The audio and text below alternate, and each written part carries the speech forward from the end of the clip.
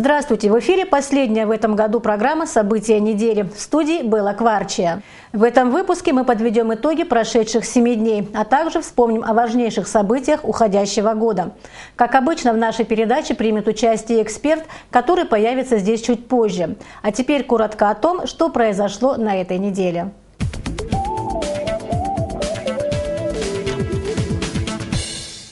Парламент ратифицировал договор между Республикой Абхазия и Российской Федерацией о союзничестве и стратегическом партнерстве, подписанный президентами двух стран в понедельник, 24 ноября в Сочи. Решение об этом было принято большинством голосов 22 декабря на заседании сессии. За ратификацию проголосовали 23 депутата, против 5. 23 декабря президент Рауль Хаджимба встретился с представителями молодежи страны. Во встрече приняли участие студенты, представители различных молодежных организаций, школьники. Вопросы главе государства были разные. От нехватки учебников в школах, проблемы с трудоустройством и ситуации на дорогах Абхазии, до церковного раскола и разобщенности общества по политическим взглядам. Хаджимба подчеркнул важность формирования молодежной политики государства, а также заявил о необходимости поддержать молодых ученых грантами и жильем. Без поддержки молодых ученых мы ничего в этой стране уже не сделаем. Старшее поколение ученых наших сделали многое, но возраст берет свое. Нам нужно подумать о том, как привлечь молодежь. С 23 декабря собственники приватизированных жилищ, многоквартирных и частных домов смогут заключать договоры с муниципальными жилищно-эксплуатационными организациями. Такое решение было принято Сухумским городским собранием. Оплата услуг ЖО составляет в месяц 1 рубль 60 копеек за 1 квадратный метр. А нанимателям жилья услуги муниципальных организаций обойдутся в 2 рубля 23 копейки. Городским собранием также утвержден перечень услуг, которые представляют ЖО. Туда входят санитарные работы по содержанию помещений общего пользования, уборка земельного участка при многоквартирном доме, услуги вывоза отходов и крупногабаритного мусора, устранение аварий и прочее. Одной из улиц в селе Ачедара Сухумского района присвоено имя кавалера ордена Леона, политического и общественного деятеля Абхазии Хухут Абганба. Решение об этом приняло руководство района. 24 декабря на митинг, посвященный этому событию, на улице села собрались члены семьи Хухут Абганба, его однополчане, друзья, политические и общественные деятели Абхазии. 24 декабря совершено разбойное нападение на офис предприятия «Ткварчал-Уголь» в поселке Акармара Ткварчальского района. Генеральным директором комбината является недавно избранный в депутаты Народного собрания Тайфун Ардзинба. В среду в 19:20 трое вооруженных лиц ворвались в кабинет бухгалтера и, угрожая оружием, завладели ключами от сейфа, из которого грабители похитили 173 тысячи рублей. Завладев деньгами, они потребовали ключи от автомобиля сотрудника комбината, на котором и скрылись место преступления. В дежурную часть УВД по Ткварчальскому району информация о преступлении поступила в 19:36. На место незамедлительно выехала оперативно-следственная группа. Следствие ведет следственная группа УВД по Ткварчальскому району. Устанавливаются лица, совершившие преступление. Возбуждено уголовное дело по статьям: разбойное нападение в целях завладения имуществом в особо крупном размере и неправомерное завладение автомобилем. Государственный ансамбль «Кавказ» 25 декабря выехал в Донецкую и Луганскую народные республики с гуманитарной миссией. Перед отъездом танцоры традиционно отрепетировали все номера. Свой зажигательный талант и мастерство артисты подарят людям, которые так нуждаются в положительных эмоциях. Подбодрить людей немножко, чтобы концерт тоже дать там. От имени абхазского народа поедем, дадим концерт и надеюсь, что все благополучно, вернемся назад. Также из Абхазии в Донецк отправился груз гуманитарной помощи на машинах МЧС. Груз, как говорится, был собран с меру по нитке. Волонтеры приносили в пункт сбора теплые детские вещи, игрушки, школьные принадлежности и многое другое. В канун Нового года в Донецк из Абхазии также повезли 25 тонн мандарин. Абхазскую делегацию 26 декабря встретили члены правительства ДНР. Возвратится делегация предположительно 30 декабря.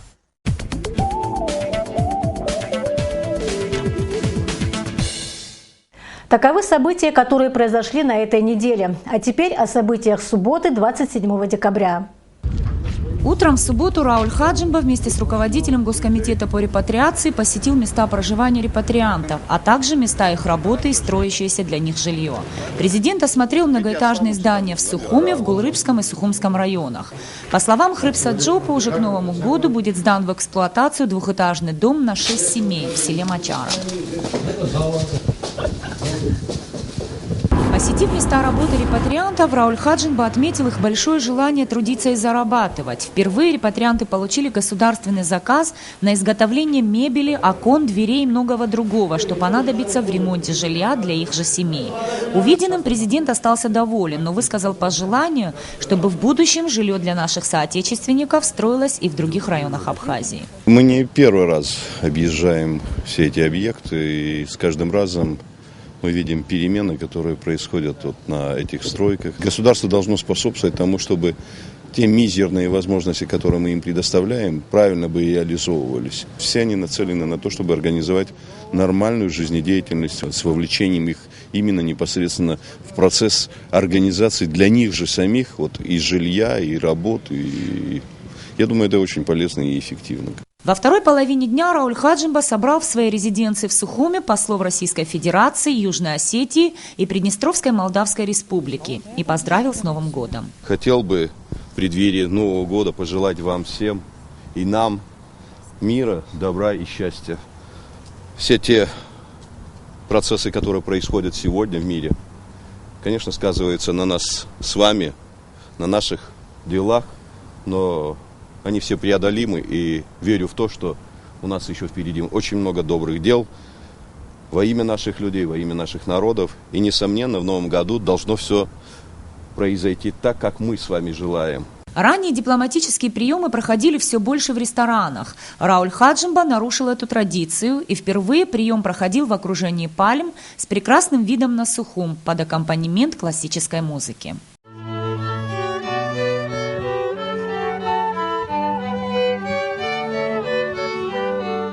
Посол России в Абхазии Семен Григорьев от лица собравшихся поблагодарил президента Рауля Хаджимба за приглашение в этот солнечный предновогодний день. Мы очень рады собраться в этом прекрасном месте, в этот прекрасный зимний предновогодний день. Спасибо вам за ваши поздравления. Мы разделяем вашу уверенность в том, что, несмотря на сложности, которых в 2015 году будет, наверное, не меньше, чем в 2014, наш совместный общий труд поможет решить все задачи, которые стоят перед нами. Яркое солнце, роскошный пейзаж и умиротворяющие музыкальные шедевры. Гости говорили с президентом на разные темы. И главное, среди них, конечно же, празднование предстоящего нового 2015 года. Низ Фаршба, Астамур Гошба, Роберт Ломя. Абхазское телевидение. А сейчас о том, что важного произошло в году уходящем. Бесспорно, к основным событиям 2014 года относятся майские события, после которых прошли президентские выборы. К таковым же относится и подписание договора о стратегическом партнерстве между Абхазией и Россией. Подробнее об основных политических итогах года расскажет Елена Лолуа. Политическое противостояние власти и оппозиции вступило в острую фазу в мае. Полгода оппозиционные лидеры вели переговоры с президентом Александром Анквабом о начале реформирования политической системы. Позже к требованиям добавились отставка правительства, генпрокурора и 3 глав восточных районов из-за незаконной паспортизации. Станислав Лакоба, секретарь Совбеза, активно выступавший за аннулирование незаконно выданных паспортов 26 тысячам жителей восточных районов Абхазии, еще в октябре 2013 года был отправлен в отставку. Он публично заявил, что политика Анкваба приведет к пересмотру итогов войны с Грузией, далеко не в пользу Абхазии, и вернет страну к довоенному периоду. Мы единственные в мире вернули беженцев в Гальский район десятки тысяч. Так мы еще умудрились облагодетельствовать граждан другого грузинского государства, предоставив им возможность приобрести тысячи наших паспортов. Видимо, опыт и пример других стран нас ничему не учат. 25 тысяч паспортов, я больше чем уверен, 99,9% все они граждане Грузии. На всенародный сход 27 мая, созванный объединенной оппозицией на Театральную площадь в Сухуми, пришли несколько тысяч человек. Анкваб не вышел к митингующим. Начались переговоры между лидерами оппозиции, президентом и членами его команды. Однако, прождав несколько часов под палящим солнцем, люди предприняли попытку войти в здание, но были остановлены силовиками. Президент спешно покинул администрацию и укрылся на российской военной базе в Гудауте.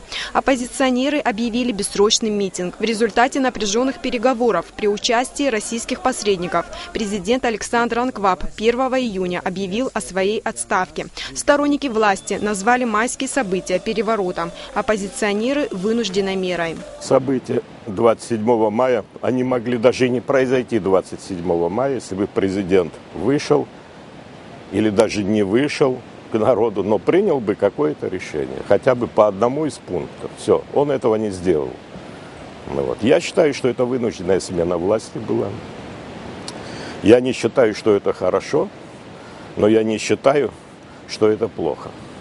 Потому что могло быть еще хуже. И несмотря на то, что какие-то сложности, естественно, на сегодняшний день есть, и трудно сказать, как там будет дальше, но то, что мы общими усилиями и парламент, и другие не допустили вот этих событий, и народ, в первую очередь, наш не допустил событий, я считаю, это большим знаком. То есть иммунитет абхазский, он все же сработал.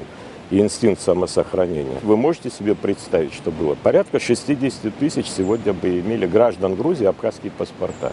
Вот представьте себе, если бы однажды они пошли на выборы президента или парламента Грузии, и там сказали бы, что 60 тысяч граждан Абхазии приняли участие в выборах Грузии. Вот эту простую вещь не могут понять. Или делают вид, что не могут понять. Но ясно, что этот проект, он был написан не в Грузии, а, я думаю, в другом месте. Но просто все, вот кто высветился во время этой кампании, все были в одной упряжке. Я понимаю это таким образом, понимаете? По сути дела, это был заговор, конечно. А то, что потом стали говорить и прикрываться вот этим договором в ореоле борцов чуть ли не за суверенитет, не за это, для того, чтобы отвести как раз-то подозрение вот от этих событий. Досрочные выборы главы государства прошли 24 августа. В президентской гонке участвовали 4 кандидата – Аслан Бжаня, Леонид Запшба, Мираб Кишмария и Рауль Хаджимба. Впервые в голосовании приняла участие абхазская диаспора в Турции. Фотография с Ингином Таскуач Пабба, депутатом турецкого парламента, не отдавшего урну полиции во время выборов, стала хитом соцсетей. Победу на выборах одержал Рауль Хаджимба. По предварительным сведениям, наибольшее число голосов избирателей – 50 494 голоса, что составляет 50,57%, то есть более половины голосов избирателей, получил свою поддержку и избран президентом Республики Абхазия Хаджимба Рауль Джумбу.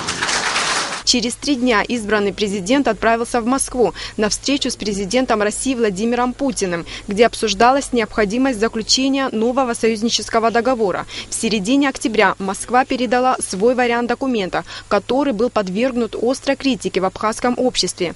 По мнению многих, Россия в нем ограничивала суверенитет Абхазии. Но этому есть объяснение, считает историк Станислав Лакоба. Дело не только в изменившейся геополитике. Политический курс Анкваба не вызывал доверия у российского руководства. Власть и так буксовала все это время, и вообще было непонятно, к чему мы идем, какие планы.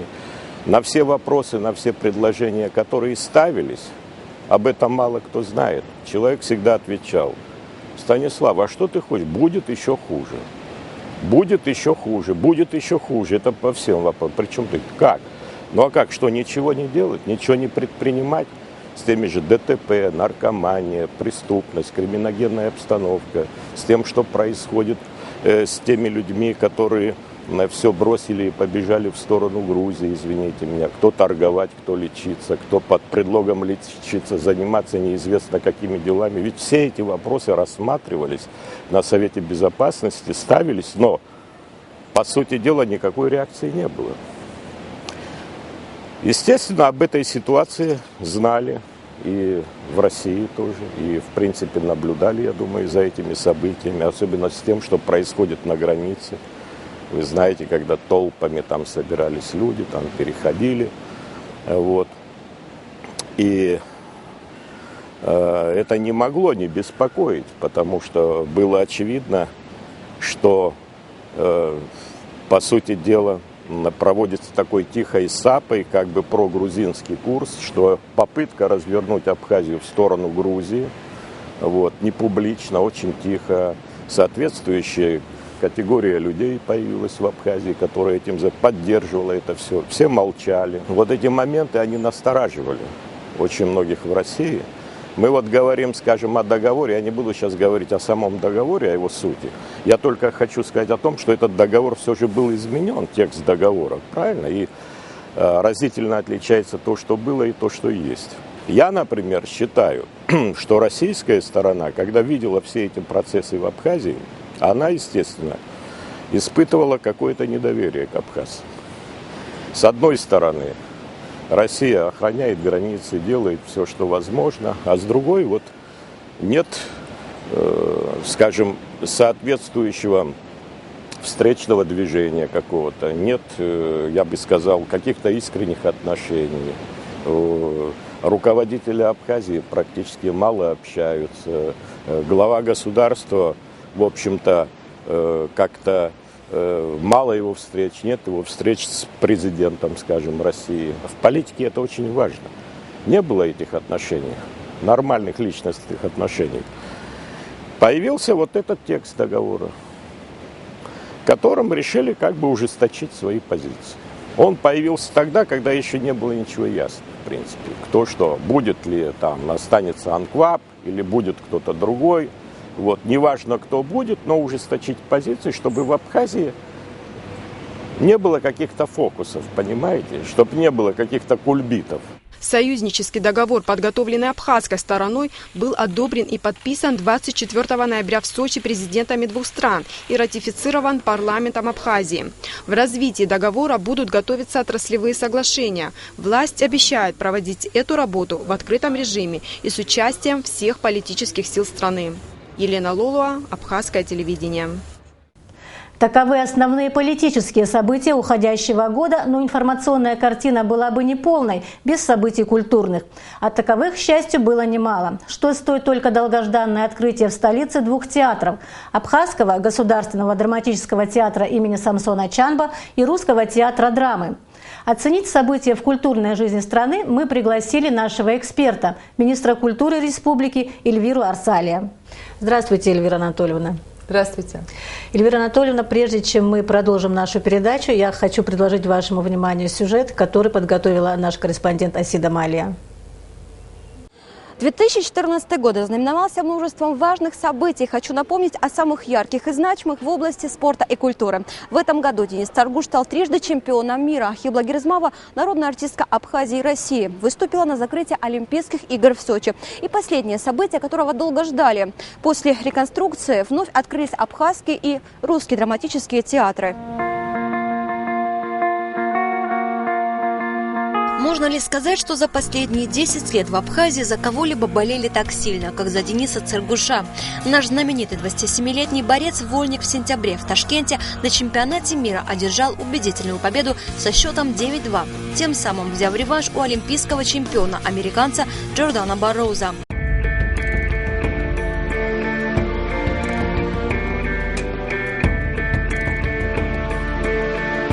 Денис шел к этой победе 3 года. Он доказал, что этого американца можно побеждать. Свое первое после победной схватки интервью Денис Царгуш дал корреспонденту Абхазского телевидения.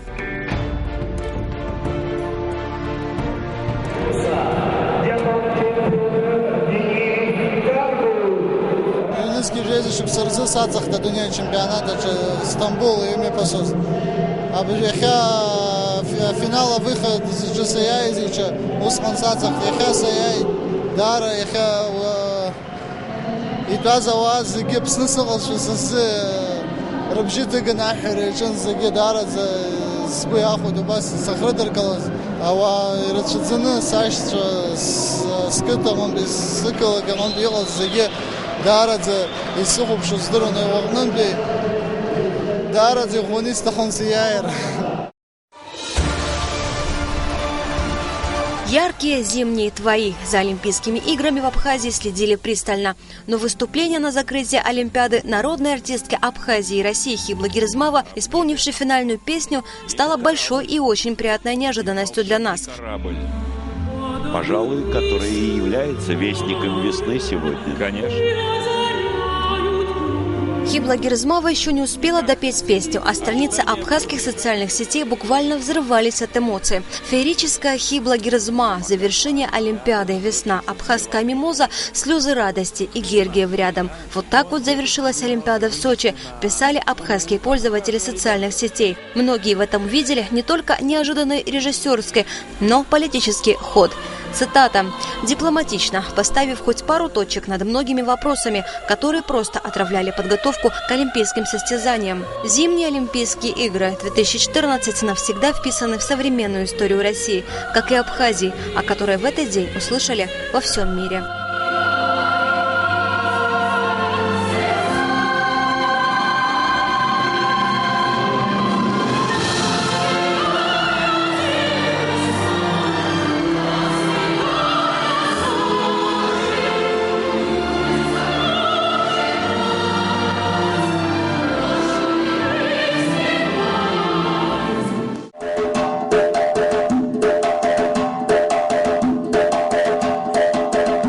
Пожалуй, самым долгожданным событием в культурной жизни республики стало возобновление работы абхазского и русского театра в Сухуме. Здания были закрыты практически одновременно. Ремонт их продолжался около 4 лет. За это время публика успела соскучиться по спектаклям, а актеры – по сцене и зрителям. После торжественного открытия театра в долгожданные премьеры пришлись на декабрь. Актеры абхазского театра показали комедию Александра Островского «Бешеные деньги» в постановке Валерия Ковы. Эта постановка в 2010 году стала победителем 9-го Всероссийского театрального фестиваля. На сцене герои и минимум декораций. По признанию постановщика, это сделано для усиления концентрации зрителя на актерской игре. Русский театр дебютировал в новом сезоне постановкой «Тартюф» Мольера. Спектакль особый для русского драмтеатра. Еще в 2000 году его поставил режиссер Мираб Читанава. Именно он воспитал первую плеяду актеров театра. В нем были заняты первые выпускники театральной студии, и эта постановка – их дипломный спектакль. И с уверенностью можно сказать, наша духовная жизнь наполнилась глубоким содержанием, а впереди еще много ярких премьер. Асида Малия, Абхазское телевидение. Только что мы посмотрели сюжет о культурных событиях в стране. В связи с этим особый акцент был там сделан на открытии театров. Вот что вы можете сказать по этому поводу? Вы знаете, открытие 2 наших театров – это, правда, событие вообще в жизни страны, не только в культурной жизни. Ведь 5 лет театры были закрыты, хотя сама деятельность театров, она не прекращалась. У них были постановки, были гастроли. Но тем не менее, когда двери театра открываются и зритель вновь попадает туда, это, конечно, очень важное событие в конце уходящего года. И мне кажется, так как бывает в истории, даже 5-летняя такая вот пауза в деятельности театра, да, это момент некого творческого переосмысления. И это пауза, которая обязательно конструктивно и хорошо сказывается на дальнейшей деятельности театра. Конечно, очень важно сегодня вернуть туда зрителя, потому что на премьере, как и в русском, так и в абхазском театре, я, как уже говорила, у нас был безумный ажиотаж, люди хотели попасть на премьеру, потому что давно этого не было. Но в последующие дни, конечно, такого бума нет, зрителей меньше, но все-таки хочется, чтобы театр не существовал отдельно на своей профессиональной площадке, а зритель его посещал по каким-то особо важным событиям. Самая главная цель – это минимально сократить расстояние зритель и театр. Да? Все мы с нетерпением ждем новых постановок, новых творческих находок от коллективов театров, и поэтому так важно единство в их рядах. Мы знаем, что был конфликт между артистами в Абхазском драмтеатре. Скажите, он уже исчерпан? Что там сейчас происходит? Вы знаете, я хочу сказать о том, что очень много сделано вообще в плане развития театра моими предшественниками. И поэтому говорить о том, что театральная жизнь сейчас только началась, конечно, это будет совершенно неправильно. А театр сам по себе, он очень сложный, синтетический вид искусства, который очень сложно собирается. Уж когда есть, конечно, творческие разногласия внутри коллектива, конечно, это еще более сложнее. Но я понимаю, что здесь, возможно, надо все-таки рассчитывать на оптимизм, потому что самое главное, что сегодня у нас очень большое количество площадок. Это русский театр. Абхазский театр – это большая сцена, восстановлена прекрасная малая сцена театра. И сейчас, вот в январе, согласно такой договоренности, там будет проходить премьера молодежного театра. И мне кажется, все конфликты, которые происходят в театре, они должны носить только профессиональный характер. Это момент такого, как вам сказать, разного мнения по каким-то профессиональным качествам, но ни в коей мере не должно касаться личности. И я надеюсь на то, что у нас и в феврале готовится премьера в Ткварчальском театре. И я надеюсь, что все эти мозаики, они как-то вот сложатся воедино, и у нас начнется театральная жизнь. Ведь сейчас оба театра, и русский, и абхазский, они восстанавливают свой репертуар. И будут премьеры в 2015 году в этих театрах, и наверняка будут приглашенные режиссеры. И сейчас вот как раз мы в рамках культурного сезона планируем на будущий год гастроли одного из театров. Все составляющие полноценной театральной жизни есть. Предполагаются ли гастроли, вот теперь есть театры, да, предполагаются ли гастроли зарубежных труп в нашу страну? Вы знаете, на сегодняшний момент по поводу зарубежных труп я, наверное, не скажу вам, у нас пока в планах нет, потому что это вообще гастроли любого театра, это очень бюджетное мероприятие. И у нас было предложение по приезду сюда на 2015 год Ниеловой актрисы с очень интересным монологом Раневской театре. Ну, пока он так вот, можно сказать, мы пока разговариваем, общаемся по поводу организации. Это очень бюджетное мероприятие, и понятно, что они востребованы, но это все произойдет, когда само финансирование культуры из финансирования по остаточному принципу перейдет в большую национальную идею. Без этого мы ничего не сделаем. Некоторое время назад произошли разрушения двух исторических зданий. Одно практически полностью и одно частично. Был арбитражный суд, который обязал собственников этих зданий восстановить их. Скажите, пожалуйста, есть ли какие-то подвижки в этом вопросе, и что вообще государство планирует в дальнейшем делать, как охранять памятники культуры? По поводу разрушения этих объектов надо сказать, что самое непоправимое уже произошло, к большому сожалению.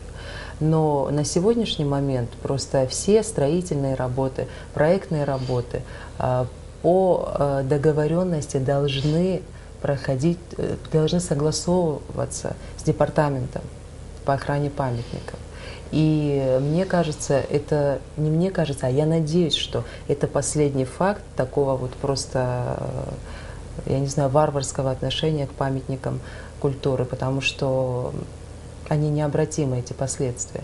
И сейчас вот, кстати, департамент по охране историко-культурного наследия, там молодые люди, там очень компетентные сотрудники, они предложили проект по учету, систематизации и определению охранных зон объектов историко-культурного наследия. Это очень большой проект, который им позволит, во-первых, собрать базу данных, а во-вторых, какие-то механизмы защиты выстроить. И будет сложно. Я понимаю, что там есть определенные проблемы, но там складывается хорошая команда. Я думаю, что в ближайшее время они смогут какие-то сделать существенные шаги. Скажите, пожалуйста, что делает Министерство культуры для развития объектов культуры на селе? Это тоже очень важно. То, что касается нас. У нас, кстати, вот по комплексному плану сейчас вот завершилось строительство, завершается Дворца культуры и в Ткварчале, и в Гале, и уже в Гудауте давно завершен. Да?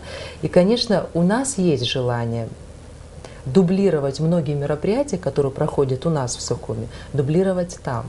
Я понимаю, что не всегда это получится, но, по крайней мере, имея в каждом регионе, районе подобную площадку, мы могли бы выстроить какую-то налаженную с теми отделами культур при администрациях, да, города, наладить какую-то работу, чтобы мы могли транслировать как бы отсюда какие-то культурные мероприятия. Вот сейчас вот я перейду. Просто хочется о нем рассказать. У нас вот творческая группа готовит интересный большой проект. Это арт-проект «Абхазия». Они вот буквально вот эти все дни работали над ним.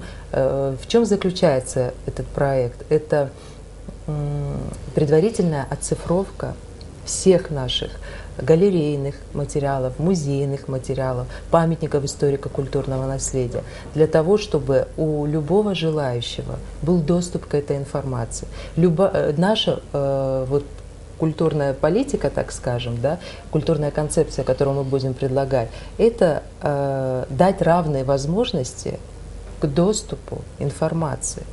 Музеи, галереи, какие-то концертные площадки. Этот проект, если мы сможем его реализовать, он нам очень сильно поможет, потому что, допустим, те же самые панорамные технологии, они позволят рассматривать объекты архитектуры с разных сторон. Да. На самом деле он очень большой проект, но мы на сегодняшний день решили сделать хотя бы какую-то часть, базу, которую можно будет потом пополнять. У нас, конечно, есть еще одна идея сделать культурный маршрут «Виртуальная Абхазия», так же, как есть и «Виртуальная Москва», да, и другие города. Скажите, вы не так давно в должности министра культуры, и в связи с этим хотела бы спросить, есть ли уже какая-то концепция или программа действий стратегического развития культуры в нашей республике? Вы знаете, у нас есть уже концепция культурного развития. Я думаю, что в течение вот следующего месяца мы ее представим. Основные пункты? Основные пункты, они на самом деле очень простые. Это сохранить наше культурное наследие и приложить максимум усилий для того, чтобы его развивать и продвигать. И то, что я говорила, культуру саму перевести просто в какой-то большой национальный проект. Спасибо, Эльвира Анатольевна, за интересную беседу. Спасибо вам. Всего доброго. Всего доброго, удачи в наступающем. Спасибо. Напоминаю, что в нашей программе принимала участие министр культуры республики Эльвира Арсалия. В конце уходящего года мы вспоминаем о тех людях, которые ушли от нас в 2014 году, но остались в нашей памяти и в истории Абхазии как выдающиеся личности, как люди, которые внесли ощутимый вклад в развитие страны. К таким людям бесспорно относился академик, известный абхазский фольклорист Сергей Зухба, который ушел из жизни после продолжительной болезни. Абхазский ученый скончался 27 декабря на 79-м году жизни. Культуролог, публицист, писатель, доктор филологических наук, лауреат государственной премии имени Гулия. Он также был удостоен ордена Арзапша второй степени. А теперь вспомним о тех, кто ушел от нас в этом году.